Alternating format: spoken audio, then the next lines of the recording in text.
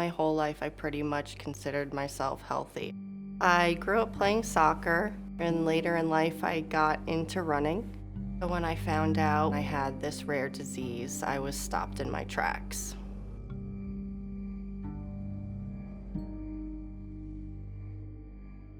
My journey started when I decided I wanted to start getting a yearly physical. At the physical, my doctor ordered some routine blood work. Blood work came back and my liver function tests came back higher than normal. My primary care doctor ordered the same test 2 more times, and my liver function test remained high. After the 3rd time, my doctor referred me to a gastroenterologist. When I first met with the GI, he did additional blood work. It was only a few days later that I got a call from the specialist. I remember it very well. I was, out and about, I was shopping, and he had mentioned that my levels were very low, and it was an indication to him that I had Wilson's disease. I was kind of overwhelmed.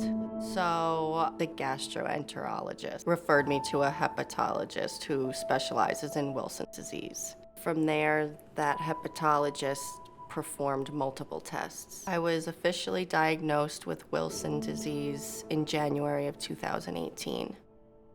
My hepatologist and I discussed my treatment options. I had to make a lot of changes. I started taking zinc and began a low copper diet. My hepatologist referred me to a low copper diet guide. The diet guide was broken into 3 sections: foods that I could eat as much as I want, foods that I should eat more moderately, and then foods that I should just stay away from completely. The struggle was the diet guide gave specific examples, but it doesn't include every type of food out there. The hardest thing I had to accept was some of my favorite foods, like chocolate and shellfish and nuts, were all things that I couldn't eat anymore. It was very hard for me at first. I would break down, crying, going through the supermarket and walking by all of the things that I used to buy and could no longer buy. For me, the biggest burdens that I experienced were my diet changes. I found that the diet started to impact me personally. If me and my husband go to a new restaurant and there's something on the menu that we've never researched before, I just avoid it completely because there is no easy way to check the copper content. It is a diet that I am expected to follow for the rest of my life, which was a hard thing to accept. Currently, I have quarterly checkup appointments with my hepatologist to monitor my copper levels and liver function, which helps make sure my disease is appropriately managed. I'm grateful that I have a diagnosis so I can manage my body.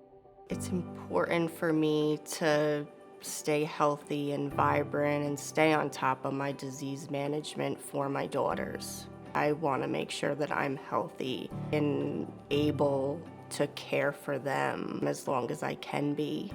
I want to stress to people with Wilson's disease to just take it one day at a time. Just be mindful and watch out for any new symptoms that may appear in the future. Proactively communicate with your doctor, ask questions, and ask for additional support if you need it.